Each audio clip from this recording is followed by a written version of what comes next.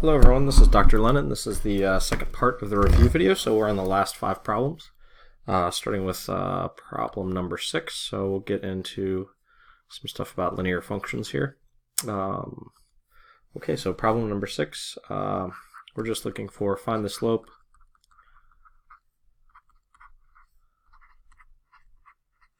between 1, 5 and 4, 4.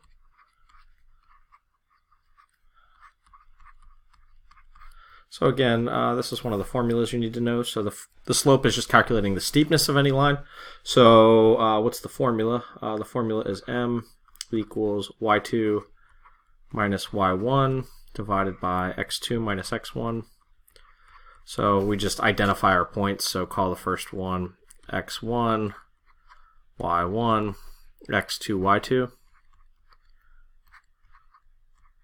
And we can just apply the formula. So m is going to be equal to 4 minus 5 divided by 4 minus 1.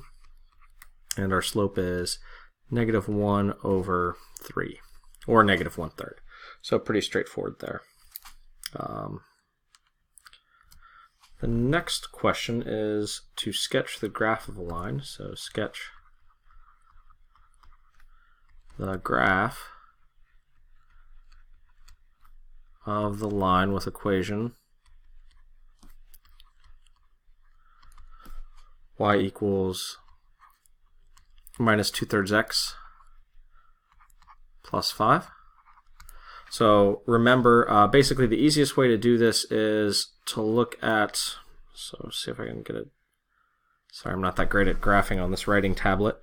But first identify the y-intercept. So the constant value right here, this is your y-intercept. So that is where it will hit the x-axis. So, or excuse me, the y-axis, sorry. So we're going to hit the y-axis at 5. And then because the slope gives you change in y over change in x, it's essentially a set of instructions on how to move from one point on the line to another point. So the negative 2/3 basically means if we're at this point, the y-intercept that we know is on the line, if we move down 1, 2, and to the right 3, we will also get another point on the line. So basically the line that connects those, although that's quite a poor showing. But anyway, the coordinates of the points should be 0, 5 for the first point that we found, and then we went down to right 3. So the second coordinate has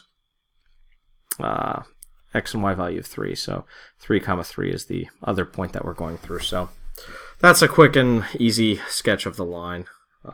Not too much to do there, you just have to make sure that you're moving properly.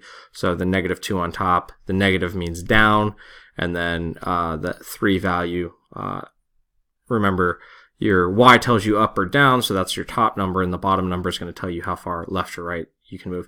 You also could have moved, say, up 2 and left 3, and you would have got another point somewhere over here. Basically, it would have been negative 3, 7. So that was also another point you could have chosen. But when I see a negative, generally, I just kind of put it on top and think about it as moving down first and then to the right. Okay. So number 8 is finding the equation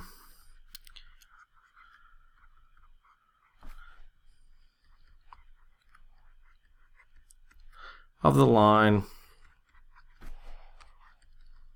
that passes through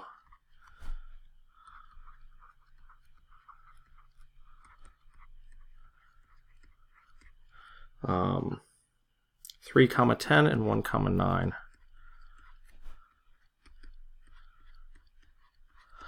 So I showed you 2 methods of doing this in class. One was using point-slope form, and the second, which I think was a little more popular, was just using slope-intercept form. So the only formula we're using here is just y equals mx plus b and the slope formula. So we'll begin by finding the slope. So m is going to be 9 minus 10 divided by 1 minus 3. So that gives us negative 1 over negative 2, or positive 1/2. So the equation of our line, remember y equals mx plus b is the standard form. Well, we just found the value of m, so our line has to look like y equals 1/2 x plus a b value. and then we can plug in either one of the 2 points for x and for y to figure out the value of b. So let's just plug in, say, 1 and 9. So if we plug in 9 for y, we get 1/2 times 1 plus b, and we want to solve for b. So 9 is equivalent to the fraction 18/2. We want a common denominator of 2 to put the fractions together, and then we're going to subtract 1/2 from both sides. So 18/2 minus 1/2 is just going to be 17/2. So 17/2 is the value of b. So our line actually has equation y equals 1/2. I don't know why I put the minus there, I'm sorry. I think because we just subtracted a half. But it's going to be y equals positive 1/2 x plus 17/2. And that is the equation of your line. All right. 2 more to go. So 9 is the last one dealing with equations of lines, so we want to find the equation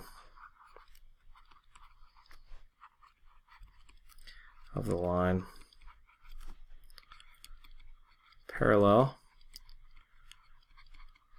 to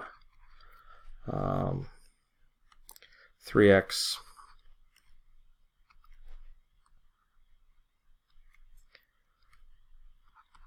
plus 5y equals 10, passing through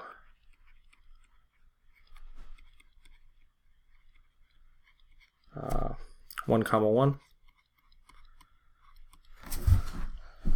So the first thing we need to do is solve for y in the equation to get the slope of the 3x plus 5y equals 10 line, and then that will tell us the slope for our line. So what we want to do is take 3x plus 5y equals 10 and subtract 3x on both sides. So then we get 5y equals minus 3x plus 10. Divide both sides by 5. So remember, with a common denominator, you would divide each summand in the numerator by 5. So this just ends up being y equals minus 3/5 x plus 10 divided by 5 is 2. So this is not our line, however. This is just a line that we are parallel to. So our line will have the same slope. So our slope must be negative 3/5, but we don't know the y-intercept yet. We get the y-intercept by plugging in 1 and 1. So plug in 1 for y and 1 for x, and then solve. So we just have to make 1 5/5, the equivalent fraction, and then we'll add 3/5 to both sides. So when you add 3/5, 5 plus 3 is 8. So 8/5 is the value of b. So the equation of our line, our final answer, is just y equals minus 3/5 x plus 8/5. So as mentioned before, that line is parallel to the other one that we started out with, but not the same equation.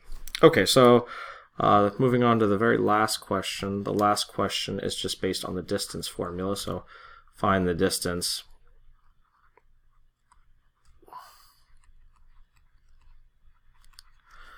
between 5, 7 and 10, negative 2.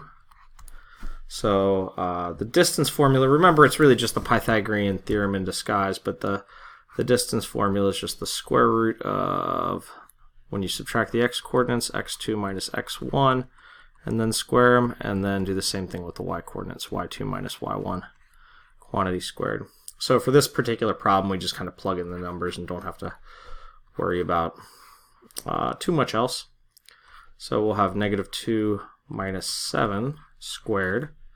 Oh, sorry, I did the y values first. So negative 2 minus 7 squared. It doesn't matter whether you do the x's or y's first as long as you're subtracting the same ones. So the x's would be 10 minus 5.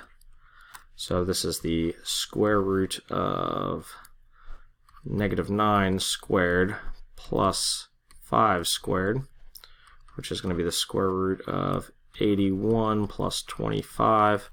So that's the square root of 106. And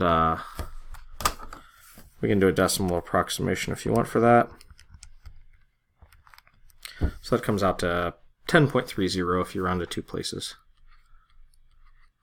And again, you know, there's no units for this problem, but you know, if it were feet or meters, you would include the units with your answer. But for us, 10.3 is good enough. They're just kind of generic units in this problem. But yeah, that's it. So that's the distance formula. I know we also talked about the midpoint formula in class, but I think the problem on the test is just going to be a distance formula one. So that's it. Please let me know if you have any questions, and I will see everyone again on next class.